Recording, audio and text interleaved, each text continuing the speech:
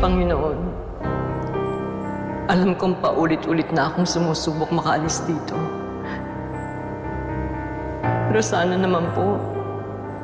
po pagbigyan niyo na ako. Pero kung hindi ko talaga kapalaran ng mga takas, hinihiling ko po bawasan na ninyo ang sakit na nararamdaman ko. At sana makita niyo rin na hindi po ako sumusuko. Ngayon pang nakita ko na ang dati kong asawa. Ngayon pa nagkaroon ulit ako ng dahilan para lumaban. Kaya hindi ako titigil hanggat hindi ako nakakalabas ng kwartong ito.